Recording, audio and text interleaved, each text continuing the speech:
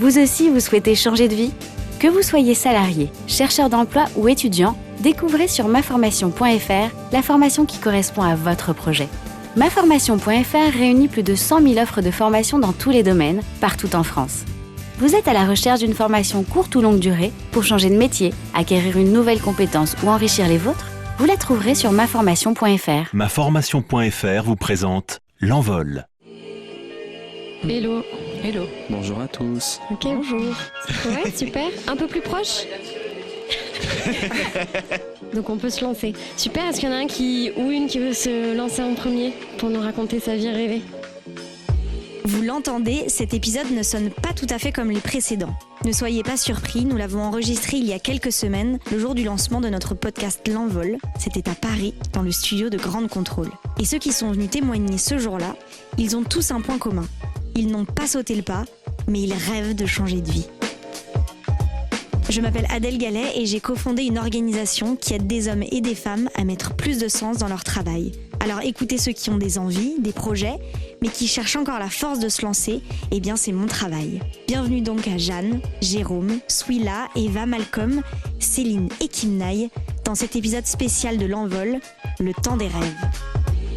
Moi, je dirais que ma vie rêvée, elle serait plutôt à la campagne, au milieu de la nature en fait, sans la pression qu'on a aujourd'hui avec tout ce qui nous entoure. Pression des transports, pression du résultat, quelque chose de beaucoup plus léger, beaucoup plus tranquille, entouré de choses calmes en fait. Moi, je me vois bien faire là-bas du fromage, des produits de la nature, me nourrir de la terre en fait, revenir à des choses un peu plus pures que ce qu'on peut avoir aujourd'hui, manger des choses saines. Élever des animaux, ça c'est un petit peu, j'aimerais bien effectivement être entouré d'animaux, déjà des chiens, et puis après comme c'est un peu une ferme, donc il y aura des poules pour les œufs, il y aura des vaches pour le lait, c'est déjà pas mal et puis des gens que j'aime aussi quand même, pas être tout seul en ermite parce que c'est quand même pas non plus trop cool sinon. Je rêverais d'avoir une maison en pierre sur une île, dans cette maison-là, travailler simplement fabriquer soi-même certaines choses, vivre de choses simples et avoir quand même un certain confort, mais tout en étant dans une vie pleine de simplicité. Changer de vie, c'est changer de métier, évidemment.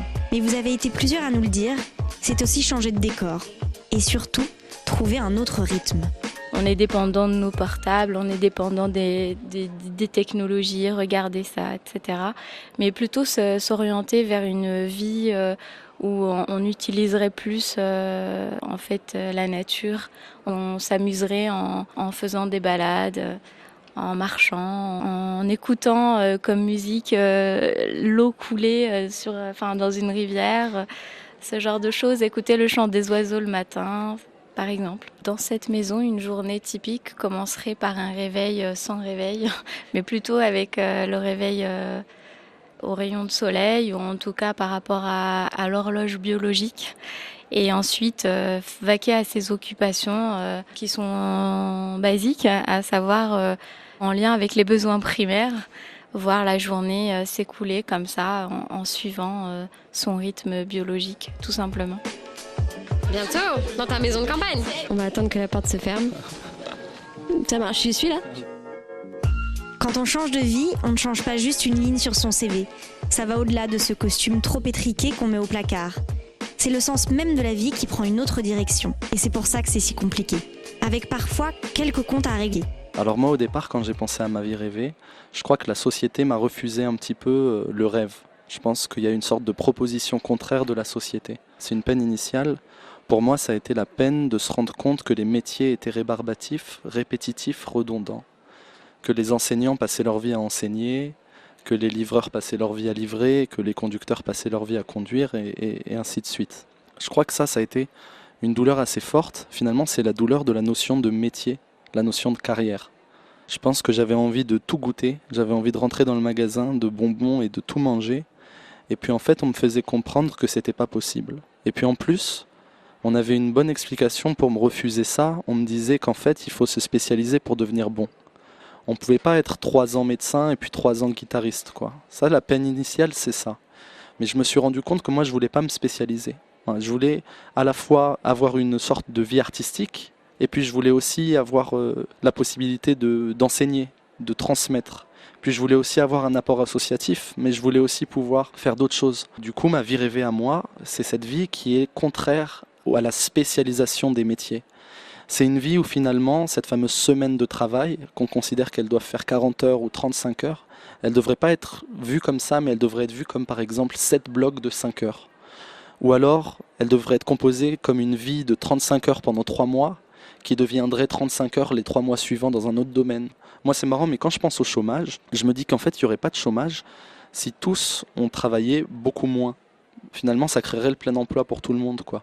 Au lieu qu'il y ait un job de 35 heures, en fait, il y aurait 5 jobs de 7 heures. Donc, il y aurait beaucoup plus de gens qui pourraient bosser.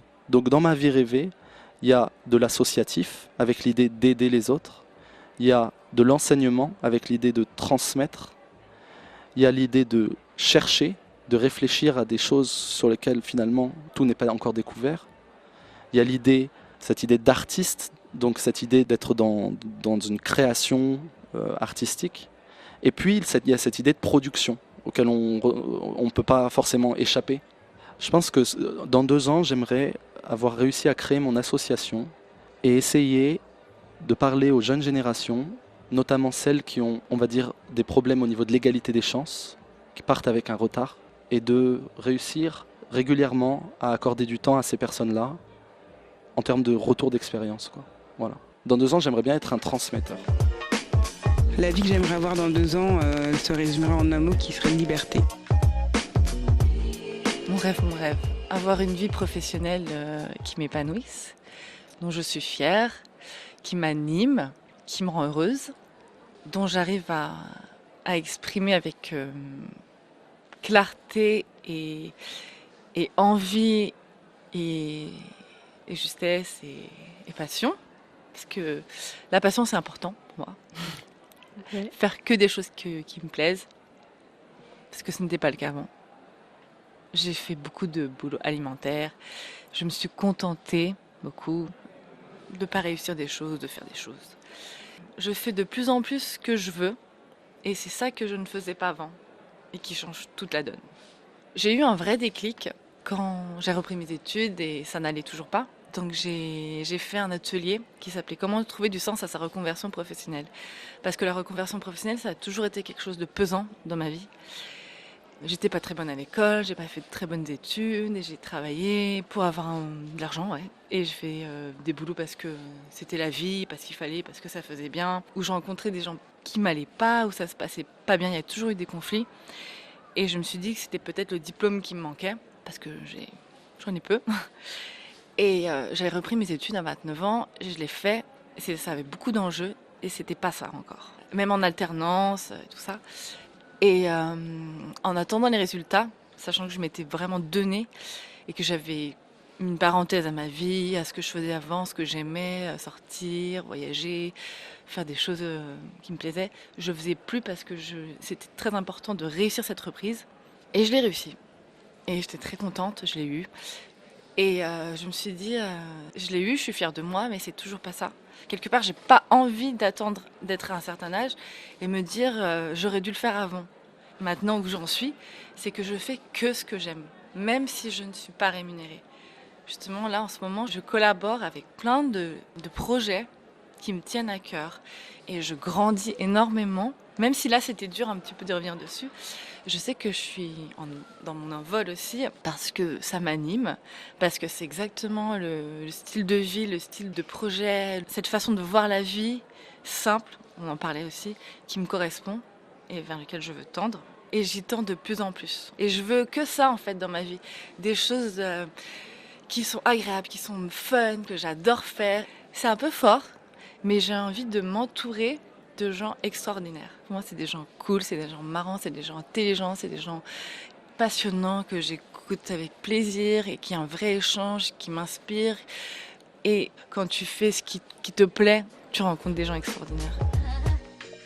Parmi tous ces rêves d'envol, certains en sont encore à l'état de rêve, vous l'avez entendu. Et puis d'autres sont un peu plus avancés, un peu plus concrets. Le pas n'est pas totalement franchi, mais on n'en est qu'à un cheveu. Ma vie rêvée, je l'ai déjà entamée, ou du moins j'ai fait les premiers pas. en décidant de suivre une formation qui fait vraiment sens pour moi dans la vie, une formation de sophrologie qui est la suite logique de mon parcours. Mais je pense que mon rêve ultime, ce serait de voyager en caravane, de faire le tour de France pour aller diffuser du bien-être et des ateliers de sophrologie ou de relaxation, de méditation, peut-être dans des endroits où les gens n'y ont pas forcément accès. Voyager en liberté dans ma caravane. J'aimerais le faire dès l'été prochain. Si des gens veulent collaborer avec nous pour ce projet de Tour de France, la caravane, ça pourrait s'appeler la caravane de l'optimisme. C'est un projet un petit peu idéal, un petit peu fou, mais ça nous correspond. On parle beaucoup de quête de sens aujourd'hui dans le travail. Je pense que c'est mon cas. Je suis prête à me lancer dans le grand bain et je rêve de devenir entrepreneur. C'est à la fois lié à un ras-le-bol dans mon taf, le manque de responsabilité, de liberté, mais surtout un projet de cœur que j'ai qui est lié à mon histoire personnelle par rapport à ma grand-mère. En fait, elle rêvait de faire un baptême de l'air en hélicoptère et elle savait pas à qui s'adresser. Donc depuis cette période, c'était pendant mes oraux d'école de commerce, je rêve de, à mon tour, réaliser les rêves des personnes âgées. Et donc, mon projet est de recréer du lien social dans la vie des personnes âgées et de leur apporter de la joie. Et c'est un lien social intergénérationnel puisque le but, ce sera de mettre en relation des étudiants avec des personnes âgées pour que les étudiants les accompagnent dans leur promenade. Ce qui me donne envie, c'est vraiment de créer, d'apporter une solution, mais de créer de A à Z ce service. Et oui, il y aura des coups durs, mais je pense que ça en vaut la peine. Donc le projet, ça s'appellera Mamie Boom. Parce qu'avec Mamie Boom, c'est canon d'avoir 80 ans. Même quand on est âgé, il y a encore de la vie, il y a encore de la joie et de l'espoir. Il faut que je me mette à temps plein dessus pour sauter le pas et me lancer.